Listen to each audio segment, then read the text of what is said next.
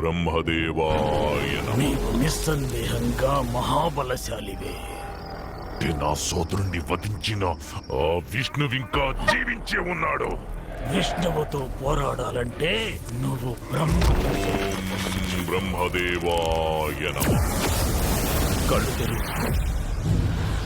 హిరణ్యకశిప, కోరుకో. నీకే వరం కావాలో కోరుకో. అన్నీ కావాలి.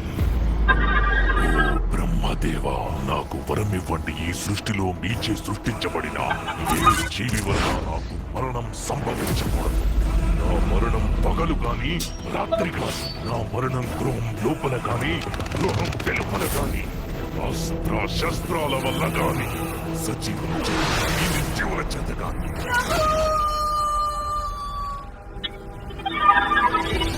సమస్తం అంధకారబంధురమైనప్పుడు అక్కడ మళ్ళీ కాంతిపుంజం జనిస్తుంది. ప్రహ్లాద, మా మన నోటి వెంట కేవలం హరినామం మాత్రమే రావాలి. నిండు మనసున ఆయన శరణాగతిని కోరాలి. ఆ నామం మాత్రమే అందరికీ ముక్తినిస్తుంది. ఆ విష్ణుని విడనాడు. నేను భగవాన్ విష్ణువుని ఎప్పటికీ శత్రువుగా చూడలేను. భగవంతుడిని మరచిపో. నేను ప్రహ్లాదునికి మరణదండన విధిస్తున్నాను. మనమంతా అసురులం. ఇటువంటి పిచ్చి ఆటలు గురుకులంలో ఆడకూడదు.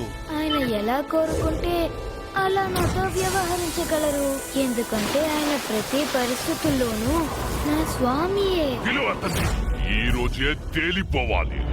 ఆ ఇద్దరిలో తిరిగి నక్క ఎవరో, సింహం ఎవరో.